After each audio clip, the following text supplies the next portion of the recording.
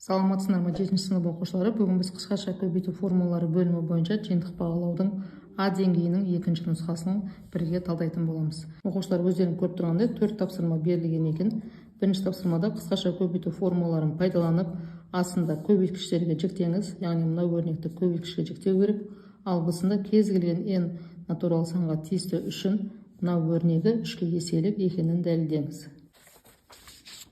Оқушылар қысқаша көбейту формуласын қолданып, мына өрнекті көбейткішке жіктейтін боламыз. Яғни а квадрат минус б квадрат деген формулаға саламыз. Ол жіктеледі а минус б және а плюс б болып. Енді осы формуланы қолданатын болсақ, аның орнына 4а минус 3-ті қоямыз, бұның орнына аны қоямыз. Сонда а минус б 4а минус 3 минус а болады, ал а плюс б 4а минус 3 плюс а болады. Енді ұқсас мүшелерді біріктіретін болсақ, 4а мен минус а 3а болады. Таңбалары екі түрлі азайтылады. Алдында бір бар деген сөзде минус 3. Келесіде 4а мен а қосылады, 5а минус 3 болады. Мінекей оқушылар осылай көбейткішке жіктеледі. Енді мына берілген өрнекті 3-ке еселік болатынын дәлелдейтін боламыз. Бізде мына өрнек бұлай көбейткішке жіктелді. Жазып аламыз 3а минус 3, 5а минус 3. Мұнда 3а, мұнда 3, екеуінде де 3 бар, жақшаны алдына шығарып алайық. Сонда а минус 1 қалады. Келесі жақшада соғы 5а минус 3 болады. Енді 3-ке еселік екенін дәлелдеу үшін осы өрнекті толықтай 3-ке бөліп көреміз.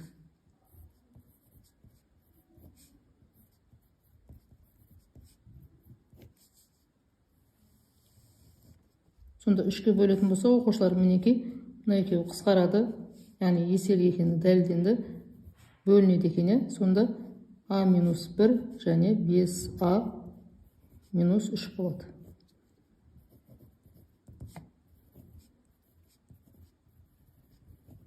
Жауабы дәлелденді деп аламыз.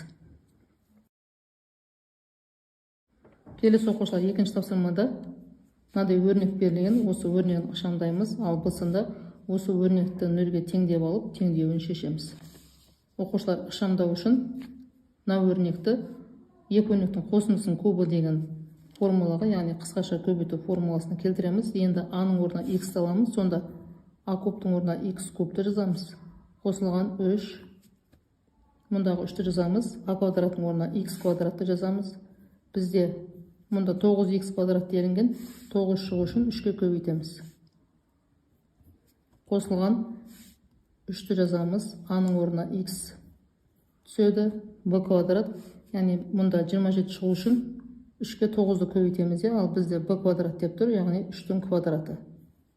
Қосылған 27, яғни b-ның кубы, 27 3 деген санның кубы. Сонда оқушылар аның орнына x-ті қоямыз, ал b-ның орнына 3-ті қойып, x қосылған 3-тің кубы деп аламыз. Енді теңдеу шешетін болсақ, осы өрнек бізде мына түрге келді. X қосылған 3-тің кубы болды. Тең болады 0 деп аламыз.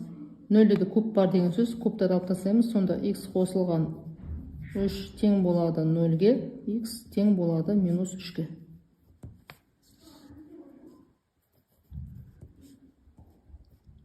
Жауабы минус 3 деп аламыз. Келесі оқушылар 3-ші тапсырма тиімді тәсілмен есептеңіз.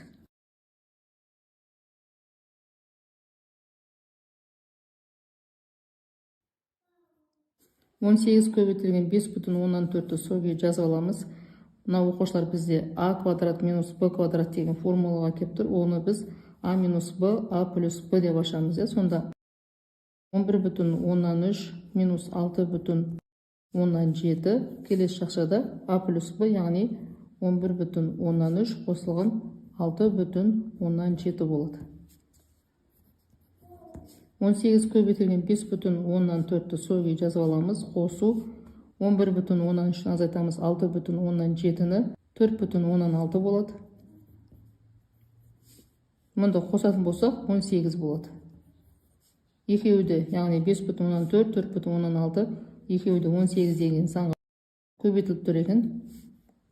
Жашан алына шығарамыз. Сонда 5,4 қосылған 4,6 жашан ішінде қалады. Сонда 18 көбейтілген 2 қосамыз 10 болады. 18 мен 10-ды көбейтеміз. 180 болады. Оқушылар, келесі 4-ші тапсырма: егер шаршының қабырғасын 4 см-ге арттырса, онда шаршы ауданы 112 см²-қа артады. Шаршының периметрін есептеңіз. Жалпы оқушылар, шаршының ауданын табу үшін бір қабырғасын квадраттаймыз. Бізде қабырғасы белгісіз, оны x деп аламыз. Сонда шаршының ауданы x квадратқа тең болып тұр.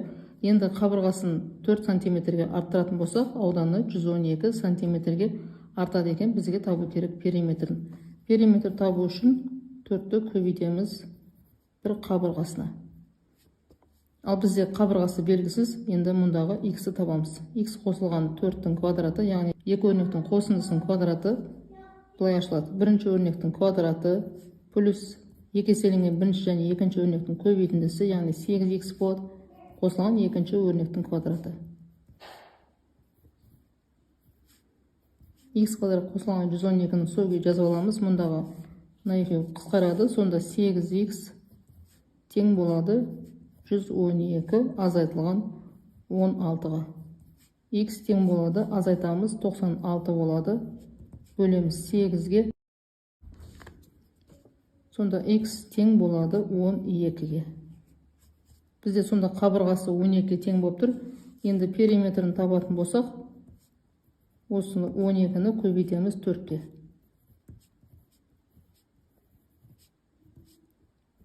Сонда периметрі 48 см болады екен.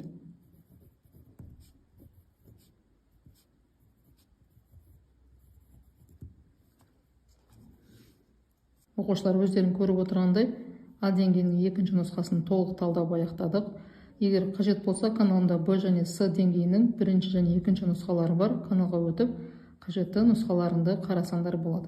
Каналға жазылыңдар, лайк басып, өздерінің пікірлеріңді қалдыруды ұмытпаңдар. Сау болыңдар.